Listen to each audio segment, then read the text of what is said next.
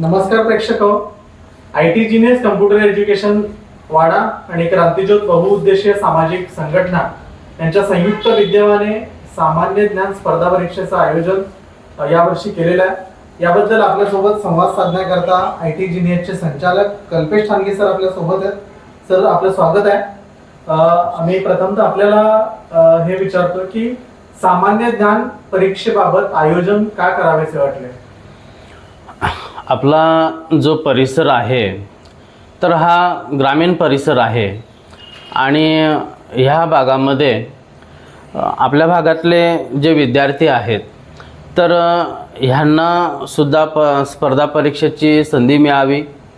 आपल्या ग्रामीण भागामध्ये भरपूर अशी मुलं आहेत, होतकरू मुलं आहेत, मेहनती मुलं आहेत, परंतु नेहमीच किंवा सातत्याने त्यांना कुठल्या प्रकारचं व्यासपीठ उपलब्ध होईलच असं बऱ्याचदा होत नाही आणि त्यामुळे काय होतं की बरीच मुलं अगदी त्यांच्यामध्ये पात्रता असूनसुद्धा प्रवाहाच्या बाहेर राहतात।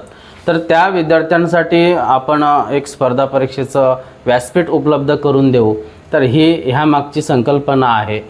म्हणजेच आपल्या भागातल्या विद्यार्थ्यांनीही मोठं बनण्याचं स्वप्न पाहावं, आपल्या भागातल्या विद्यार्थ्यांनी सुद्धा सनदी अधिकारी बनण्याचं स्वप्न पाहावं, तर हा उद्देश आहे। आणि आपण गेल्या वर्षीपासून ह्या स्पर्धा परीक्षेची सुरुवात केलेली आहे, तर त्याच्या माध्यमातून दरवर्षी जर विद्यार्थ्यांनी ही स्पर्धा परीक्षा दिली तर त्यांच्यामधून स्पर्धेची एक भीती निघून जाईल आणि दरवर्षी वेगवेगळ्या विषयांचा अभ्यास केल्यामुळं त्यांच्यामध्ये एक आत्मविश्वास निर्माण होईल, म्हणून ह्या स्पर्धा परीक्षेचं आयोजन आपण केलेलं आहे। त्यासोबत आपल्यासोबत आयोजन समितीचे सदस्य आहिरे सर, आपल्याला मी विचारतो की सामान्य ज्ञान परीक्षा आयोजित करण्याचा मुख्य उद्देश काय? पालघर हा आदिवासी दुर्गम जिल्हा म्हणून घोषित करण्यात आला। सर्व शैक्षणिक काम करणारे जे शिक्षण घेणारे जे विद्यार्थी आहेत त्या विद्यार्थ्यांची परिस्थिती आणि त्यांना मिळणारं मार्गदर्शन हे अपूर्ण आहे। हा हेतू डोळ्यासमोर ठेवून मुलांना सामान्य ज्ञान काय असतं, स्पर्धा परीक्षा काय असतात, ह्या स्पर्धा परीक्षांचं ज्ञान व्हावं। त्याच्यानंतर ह्या आदिवासी ग्रामीण दुर्गम भागातून IAS अधिकारी, IPS अधिकारी आमच्या ह्या छोट्याशा स्पर्धेच्या माध्यमातून तयार व्हावेत आणि कुठेतरी वाड्यासारख्या छोट्याशा तालुक्याचं नाव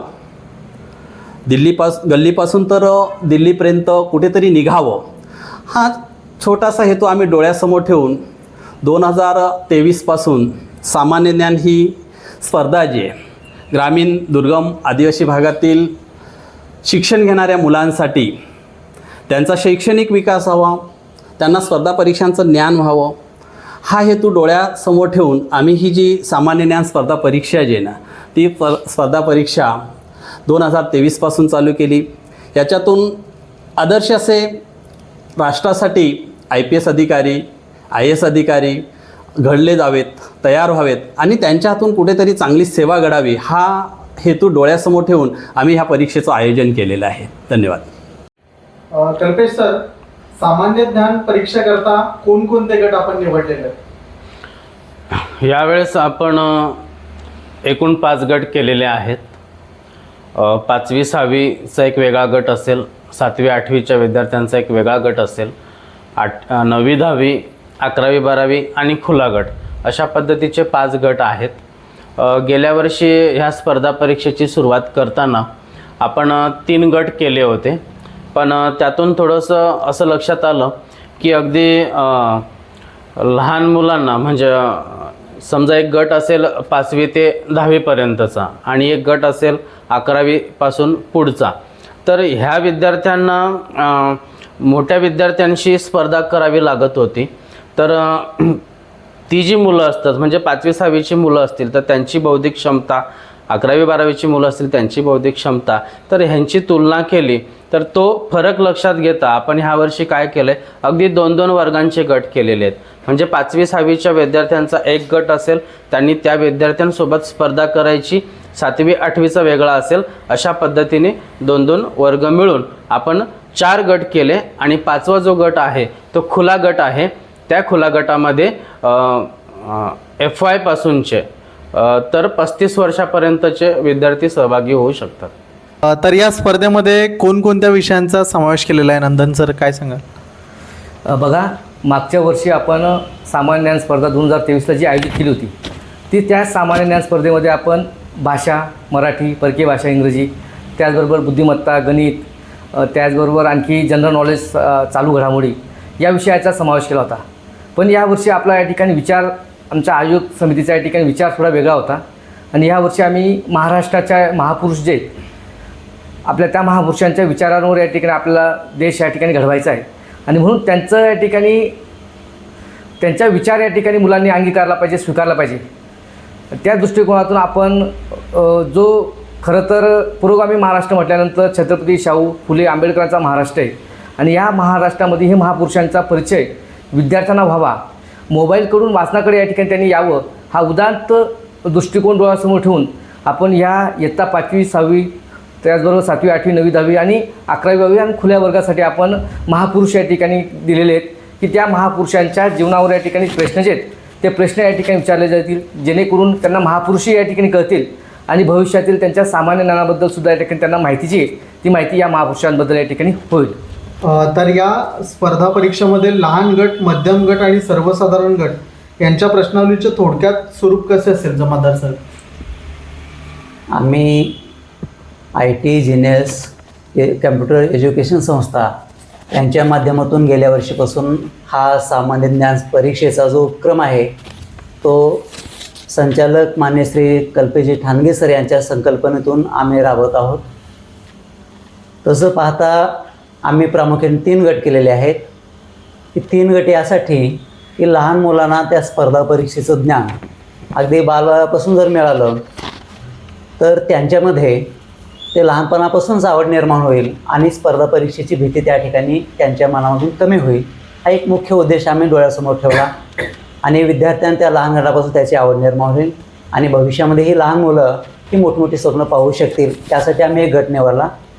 त्यानंतर दुसरा जो गट आहे मध्यम वर्गीय, या विद्यार्थ्यांना आजपर्यंत या आपल्या पालघर जिल्ह्यामध्ये कुणाशी संधी उपलब्ध करून दिलेली नव्हती आणि मध्यम गटामध्ये जे विद्यार्थी असतात त्या विद्यार्थ्यामध्ये हळूहळू त्यांच्या वयानुसार किंवा त्यांच्या त्या अवस्थेनुसार वाचनाची किंवा पुस्तकाविषयीची जाण आहे ती जाण हळूहळू कमी होत जाते. तोही म्हणजे गट जो आहे त्या गटाला या परीक्षेचं महत्त्व आम्ही पटवून दिलं तर तो देखील हा गट या ठिकाणी यशस्वी होऊ शकतो.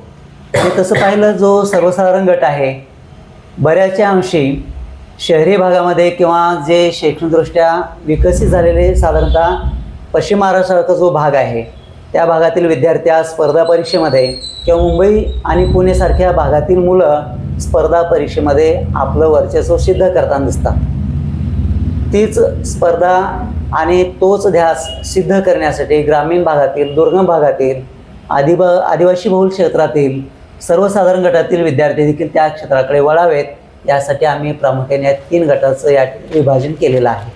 तर जमादार सर, आम्हाला सर्व गटांच्या ज्या प्रश्नावली आहे त्या प्रश्नावलीचं स्वरूप आम्हाला सांगा.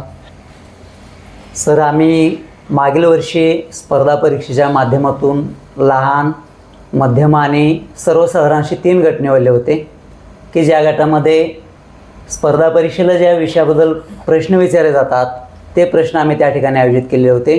परंतु यावर्षी मात्र चालू वर्षी आम्ही यामध्ये 5 गटाची निवड केलेली आहे की ज्या 5 गटाच्या माध्यमातून थोर महापुरुषांचा इतिहास कळला पाहिजे आणि तो कळण्यासाठी आम्ही त्या मुलांना पुस्तकं उपलब्ध करून दिलेले आहेत.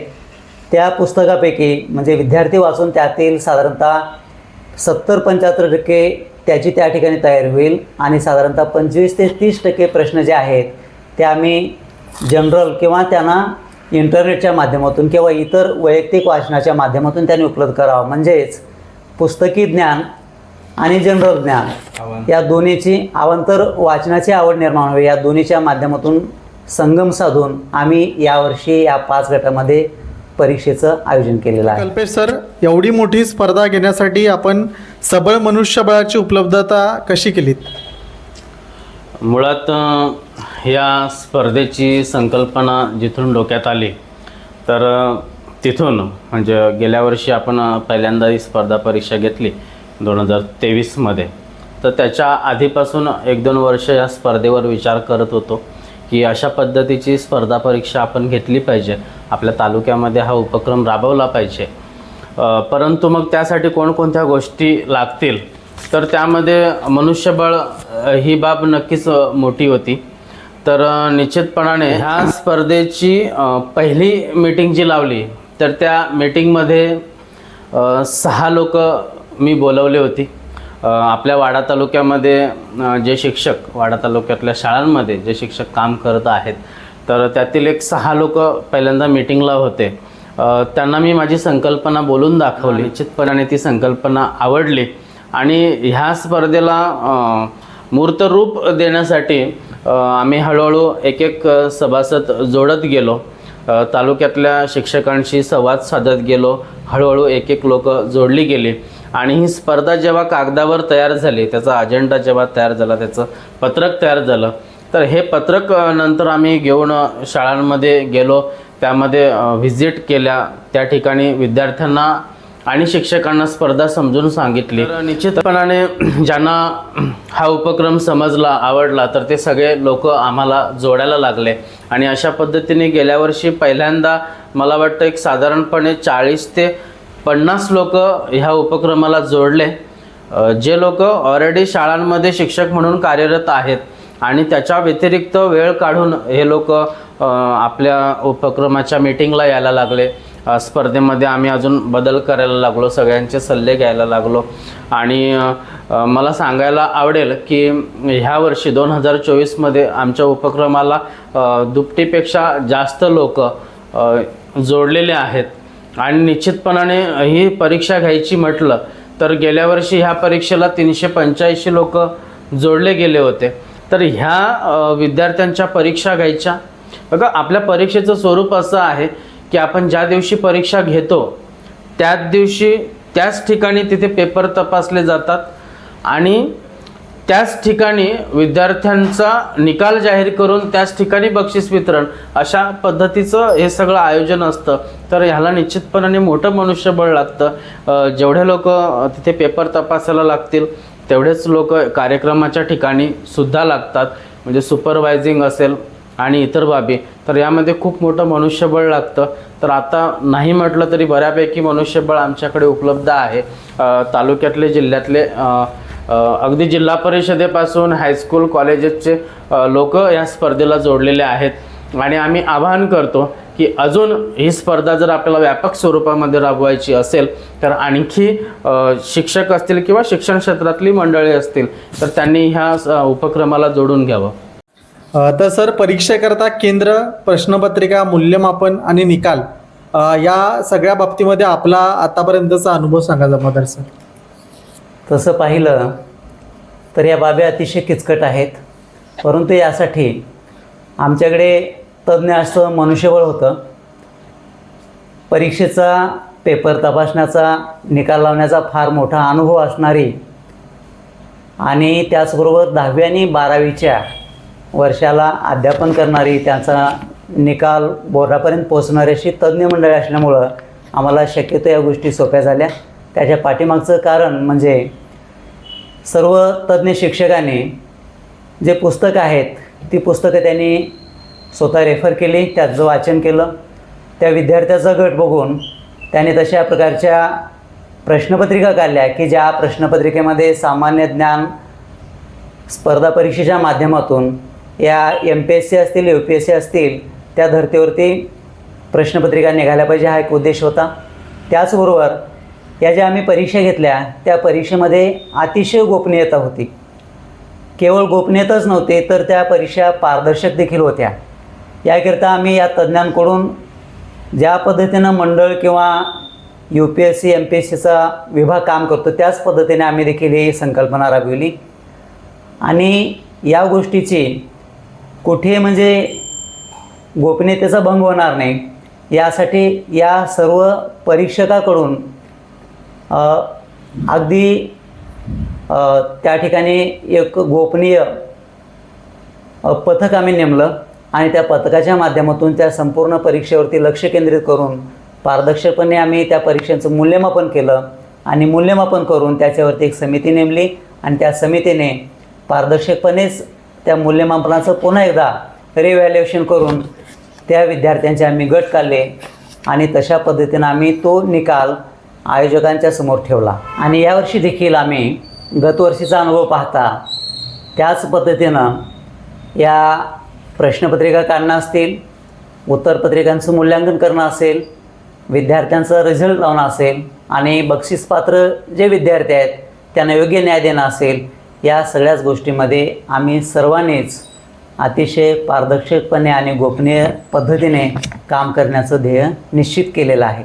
यामध्ये कसलीही शंका नाही. तर कल्पेश सर, कुठलीही परीक्षा असेल किंवा कुठलाही कार्यक्रम असेल त्याचं स्वरूप आपल्याला जेवढं आपण मोठं करतो तेवढ्याच महत्त्वाची गोष्ट असते आर्थिक पतपुरवठा. तर या परीक्षेकरता आर्थिक पतपुरवठा आणि बक्षीसपात्र जी रक्कम आहे या संदर्भात आपण एकूणच काय उपाययोजना केलेल्या आहे? निश्चितपणाने अशा पद्धतीचा एखादा उपक्रम जर राबवायचा असेल तर त्या ठिकाणी पैसा ही गोष्ट निश्चितपणाने महत्त्वाची आहे. आपल्याकडे एक म्हण आहे की सगळी सोंगं करता येतात पण पैशाची सोंगं करता येत नाही. तर हा प्रश्न आमच्या समोर होताच, परंतु त्यामध्ये आपण असा विचार केला की आपले तालुक्यामध्ये जिल्ह्यामध्ये जे सामाजिक राजकीय संबंध आहेत तर ह्या स्पर्धेचा अजेंडा बनवताना आम्ही काही लोकांना संपर्क साधला. म्हणजे गेल्या वर्षीचा जर विचार केला तर अगदी फक्त काही लोकांना आम्ही मेसेज पाठवले की अशा अशा पद्धतीची आपण स्पर्धा परीक्षा आयोजित करतोय आणि त्यातून आपल्या भागातल्या विद्यार्थ्यांना अशा पद्धतीचा फायदा होणार आहे. तर साधारणपणे अशा पद्धतीची बक्षिसं असतील, म्हणजे प्रथम क्रमांक, द्वितीय क्रमांक, तर त्या विद्यार्थ्यांना एवढं पारितोषिक असेल तर तुम्हाला काय वाटतं? तर अगदी म्हणजे मागच्या वेळेस कोणालाही फोन करायची गरज पडली नाही. आपल्या भागातल्या जेवढ्या लोकांना आम्ही कळवलं होतं तेवढ्या लोकांनी एका मेसेजवर आम्हाला ती बक्षिसाची रक्कम दिली होती. आणि त्यातून म्हणजे तालुक्यातली जी सामाजिक राजकीय लोक आपल्याशी जोडलेली आहेत, आपल्या उपक्रमाला जोडलेले आहेत, तर त्यांच्या माध्यमातून आपण विद्यार्थ्यांसाठी पारितोषिकं ठेवतो. प्रथम, द्वितीय, तृतीय पारितोषिकं. गेल्या वर्षी 3 गट होते आणि यावर्षी 5 गट केलेले आहेत. तर यावर्षीसुद्धा पत्रकामध्ये त्या व्यक्तींचा उल्लेख आहे, तर त्यांच्या माध्यमातून रोख रक्कम पारितोषिकं आलेली आहेत. तर त्यातून आपण विद्यार्थ्यांना पारितोषिकं देतो. आणि मला इथे एक सांगावंसं वाटतं की पारितोषिक हा एक प्रोत्साहन आहे की त्या विद्यार्थ्याचा प्रथम क्रमांक आला तर त्याला रोख रक्कम एवढी मिळेल, परंतु नॉलेज स्पर्धा हा आपला मुख्य उद्देश आहे, तो सुद्धा विद्यार्थ्यांनी लक्षात घेतला पाहिजे. थोडंसं 50-70 रुपये अशा पद्धतीचं परीक्षा शुल्क नॉमिनल विद्यार्थ्यांसाठी असतं.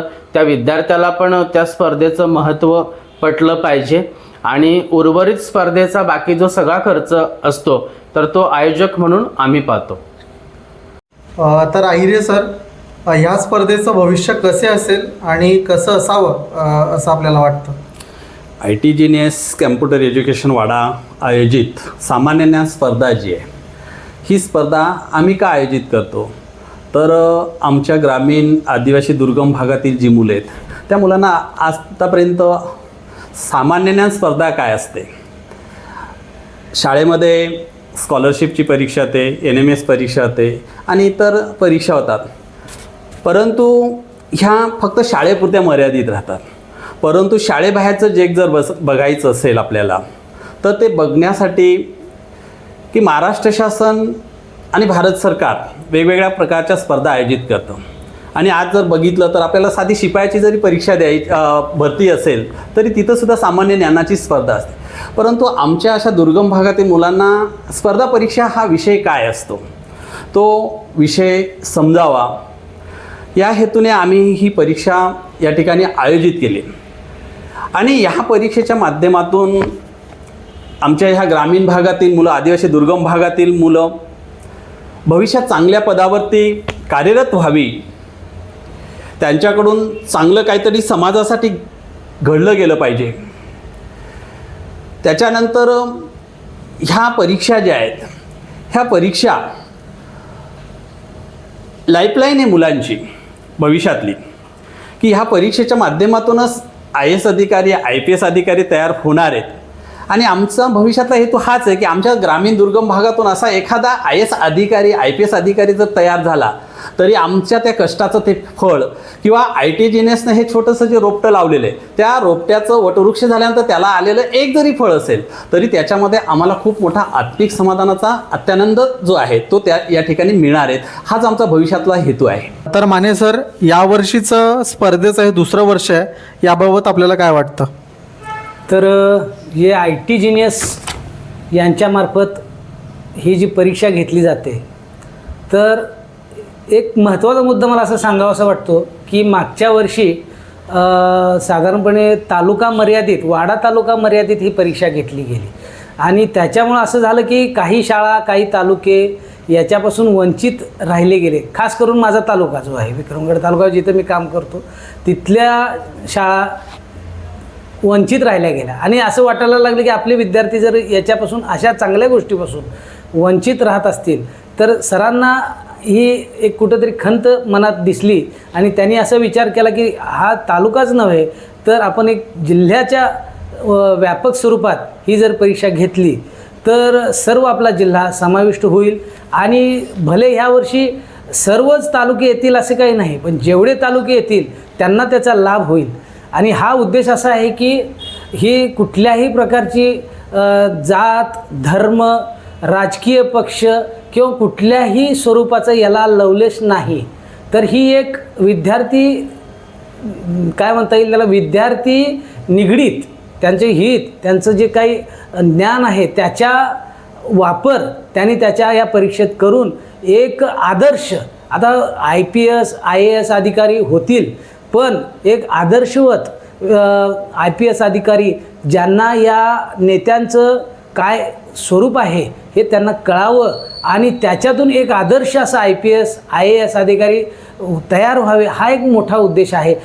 कारण काय होतं की IAS IPS अधिकारी तयार होतात परंतु त्यांना त्याचे जे काही संस्कार, संस्कृती याविषयी त्यांना खूप ज्ञान कमी असतं. परंतु या माध्यमातून, या नेत्यांच्या चरित्रातून त्यांना चांगल्या प्रकारचं ज्ञान प्राप्त होईल आणि त्याचा त्यांच्या निगडीत, समाजाशी निगडीत असो, आणखीन त्यांच्या कार्याशी निगडीत असो, त्याचा चांगल्या प्रकारे वापर करून एक सुजलाम आणि सुफलाम असा समाज घडवतील, हा एक मोठा उद्देश आहे. तर सर, स्पर्धेचे नेमके विषय काय आहेत माने सर? मागच्या वर्षीचा विचार केला, सामान्य ज्ञान या विषयावर आपण परीक्षा घेतली गेली, पण यावर्षी असा विचार केला की 3 गटामध्ये मागच्या वर्षी आपण जी परीक्षा घेतली होती त्याचा प्रतिसाद पाहता आणि विद्यार्थ्यांची बौद्धिक क्षमता विचार करून ह्या वर्षी आपण त्या 3 गटाच्या ऐवजी आपण 5 गट केलेले आहेत.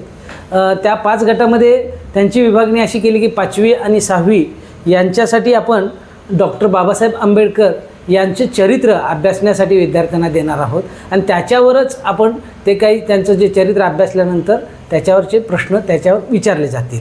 त्यानंतर 7वी आणि 8वीसाठी आपण पालघर जिल्ह्याचा विचार केला तर पालघर जिल्ह्यातले आपले बरेचसे विद्यार्थी आहेत आणि त्याच्यामुळं आपण त्यांच्यासाठी विषय ठेवला होता बिरसा मुंडा आणि राघोजी भांगरे या विषयावर त्यांना परीक्षा घेतली जाईल आणि त्याच्यावर आपलं ज्ञान त्यांना दाखवून ते परीक्षा देता येईल.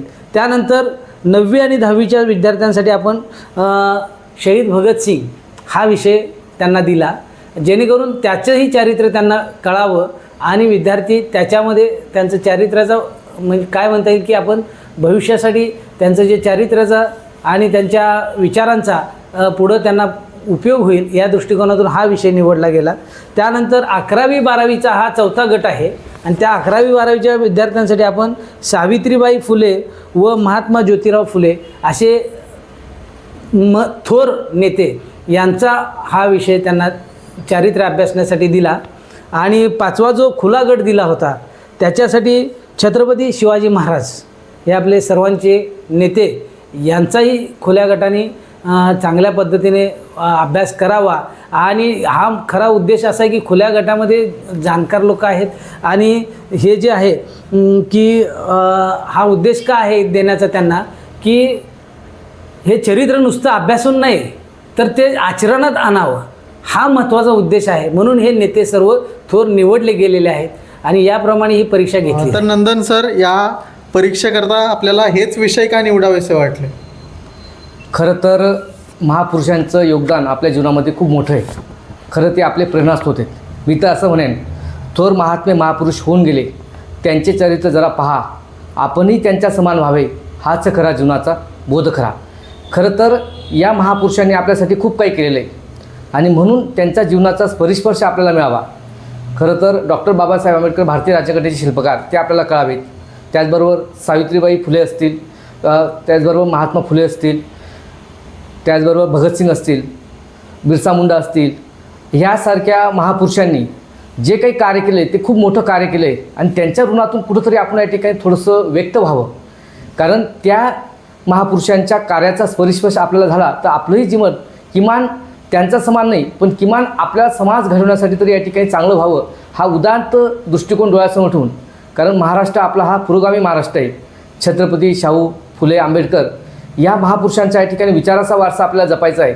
आज आपण पाहतोय चोहीकडे काय भयावह परिस्थिती या ठिकाणी पाहायला मिळते आणि तेव्हा माझ्या या विद्यार्थ्यांना या महापुरुषांच्या जीवनाचा या ठिकाणी परिस्पर्श झाला, त्यांचं चरित्र जर या ठिकाणी या परीक्षेच्या दृष्टिकोनातून अभ्यासाला मिळालं तर खऱ्या अर्थाने या ठिकाणी त्यांना जीवन म्हणजे नेमकं काय असतं, जीवनातील संघर्ष हा नेमका कसा असतो आणि त्याचबरोबर आपण आपल्या समाजासाठी आपल्या देशासाठी या ठिकाणी काय करू शकतो ही जी काही भूमिका आहे ही भूमिका त्यांना कळेल. हाच उदात्त दृष्टिकोन ठेवून आम्ही IT जिनियस आणि त्याचबरोबर क्रांतिज्योत बहुउद्देशीय संघटना यांनी हा दृष्टिकोन अभ्यास मंडळाने या ठिकाणी लक्षात घेतला आणि ह्या जमान्यामध्ये खरं तर आज विद्यार्थी हा मोबाईलकडे या ठिकाणी जास्तीत जास्त गुरफटत चालला आहे आणि कुठंतरी तो वाचन संस्कृतीकडे या ठिकाणी वळावा हा उदात्त दृष्टिकोन आमच्या अभ्यास मंडळाने या ठिकाणी लक्षात घेतला आणि त्या दृष्टिकोनाने त्यांनी ह्या महापुरुषांचं जीवन विद्यार्थ्यांना या ठिकाणी घडावं म्हणून आम्ही हे विषय या आजच्या सामान्य ज्ञान स्पर्धेसाठी घेतलेले पाहायला मिळतात. तर सर, आतापर्यंत आपल्या संस्थेमार्फत कोणकोणते उपक्रम राबवलेले आहेत आणि यापुढेही या व्यतिरिक्त कोणकोणते उपक्रम आपल्याला राबवण्याचा आपला मानस आहे? या आमच्या IT जिनियस संस्थेमार्फत आम्ही बरेचसे उपक्रम मागील काळामध्ये राबवले.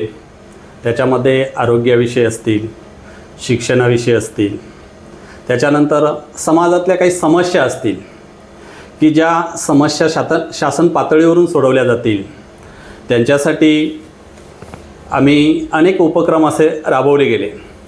परंतु इथून पुढे आमचा मानस आहे की IT जिनियस आणि क्रांतिज्योती बहुउद्देशीय संस्था जे ह्या संस्थेच्या माध्यमातून शिक्षणाच्या बाबतीतल्या ज्या समस्या असतील, मग आपल्या जिल्हा परिषद शाळेतल्या दुर्गम भागातील शाळा असतील त्या शाळेतील मुलांना शैक्षणिक साहित्य उपलब्ध करून देणे, त्याच्यानंतर दुग्धर आजाराने पीडित अशा गरीब कुटुंब असतील त्या कुटुंबासाठी आरोग्यसेवा उपलब्ध करून देणे, वृद्धांसाठी नेत्र तपासणी, आरोग्य शिबिरं यांचं आयोजन करणे किंवा हल्ली या पर्यावरणाची समस्या मोठ्या प्रमाणात भेडसावत आहे. वृक्षारोपणासारखे कार्यक्रम राबवून वनसंवर्धनाचा चांगला कार्यक्रम आमचा हाती घेण्याचा मानस आहे. त्यानंतर आज आपण बघतो की रस्ते, शिक्षण, आरोग्य ह्या ज्या समस्या आहेत ह्या समस्या कशा पद्धतीने ह्या संघटनेच्या माध्यमातून सोडवता येतील, समाजाला कशा पद्धतीने शासन पातळीवरून सन्मार्गाने न्याय मिळवून देता येईल, त्याच्यासाठी आमचे IT जिनियस त्याच्यानंतर क्रांतिज्योती ही जी बहुउद्देशीय सामाजिक संस्था आहे, संघटना आहे, ते काम करणार आहे.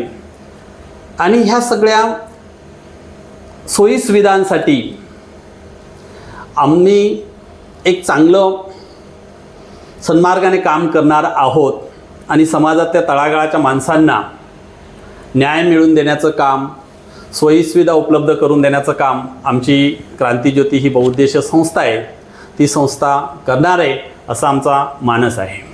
तर कल्पेश सर, आपल्या संस्थेच्या आणि या संघटनेच्या माध्यमातून आपण विद्यार्थ्यांना आणि सर्वसामान्य जनतेला काय संदेश द्याल? सर्व मान्यवरांनी इथे ज्या पद्धतीने विद्यार्थ्यांसाठी मार्गदर्शन केलेलं आहे त्याचं एक थोडक्यात मी रिपीट करेन की ह्या स्पर्धा परीक्षा घेण्यामागचा मुख्य उद्देश की बघा, आजच्या मितीला जर आपण पाहिलं तर कुठल्याही प्रकारच्या नोकर भरतीसाठी जेव्हा विद्यार्थी अर्ज करतात तेव्हा त्या नोकर भरतीसाठी विद्यार्थ्यांना विविध परीक्षा द्याव्या लागतात. म्हणजे त्यांनी अगदी वन विभागाच्या भरतीसाठी अर्ज केला तर त्यासाठी त्याला परीक्षा द्यावी लागते. शिक्षक भरती असेल, तलाठी भरती असेल, पोलीस भरती, अगदी कोणतीही परीक्षा असू द्या, त्यासाठी त्या विद्यार्थ्यांना परीक्षा द्याव्या लागतात. तर ह्या माध्यमातून हे विद्यार्थी आतापासून जर ही परीक्षा देत गेले, आतापासून त्यांनी ह्या पद्धतीने अभ्यास सुरू केला, आतापासून त्यांनी शालेय अभ्यासक्रम व्यतिरिक्त वेगवेगळ्या विषयांवर जर अभ्यास सुरू केला तर एका मोमेंटला त्यांच्याकडे एक नॉलेजचा चांगला साठा तयार होईल आणि त्याचाच फायदा त्यांना भविष्यामध्ये होईल. पुन्हा मी सांगेन की त्या विद्यार्थ्यांमध्ये आत्मविश्वास निर्माण होतो, कॉन्फिडन्स निर्माण होतो आणि त्यामुळे काय होतं की ते अगदी सहज त्या परीक्षेला किंवा त्या विषयांना सामोरे जातात. आणि ही जी स्पर्धा आपण राबवतो किंवा ह्या स्पर्धेवर जे लोक काम करतात, एक तर ह्या स्पर्धेमध्ये जे काही जमा होतो, जे काही खर्च होतो, तर हे सगळं ट्रान्सपरंट असतं. सगळ्या ज्या ग्रुपमध्ये जे आहे तर हे सगळं जाहीर केलं जातं. इथे सगळे लोक, जेवढे लोक काम करतात हे उदात्त हेतूने काम करणारी मंडळी आहेत. म्हणजे आपल्या ह्या उपक्रमासोबत जोडलेले जेवढे शिक्षक मंडळी आहेत तर ह्या उपक्रमावर काम करण्यासाठी म्हणून कोणीही एकही रुपया या ठिकाणी घेत नाही. मी मागचं पुन्हा सांगेन की अगदी जेवढे परीक्षा शुल्कामधून जेवढी रक्कम जमा होते त्या व्यतिरिक्त जेवढा स्पर्धेसाठी खर्च येतो तो सगळा आयोजन समिती म्हणून आपण पाहतो, आपण तो खर्च करतो. आणि आजच्या घडीला बघा की ही स्पर्धा जी आहे किंवा ही परीक्षा जी आहे तर ही आपण डिसेंबर महिन्यामध्ये घेणार आहोत, परंतु ही स्पर्धा आपण जुलै ऑगस्टमध्येच विद्यार्थ्यांसमोर ठेवलेली आहे. याचा अर्थ असा होतो की जुलैमध्ये ही स्पर्धा विद्यार्थ्यांसमोर ठेवण्याआधी त्याच्या आधी 4 महिने आम्ही सगळ्या लोकांनी या स्पर्धेवर काम केलेलं आहे, म्हणून ही स्पर्धा 4 महिने आधी त्या विद्यार्थ्यांच्या समोर ठेवता आली. सांगण्यामागचा उद्देश असा आहे की जर ही सगळी शिक्षक मंडळी जे स्वतः पगारी आहेत आणि तालुक्यातले सामाजिक राजकीय लोक बक्षीस म्हणून ते लोक मदत करतायत, तर ही सगळी मंडळी तुमच्यासाठी एकत्र येऊन जर काम करते तर विद्यार्थ्यांनी ह्या स्पर्धेचा फायदा घ्यावा, लाभ घ्यावा आणि जास्तीत जास्त संख्येने सहभागी व्हावं असं आम्ही आवाहन करतो.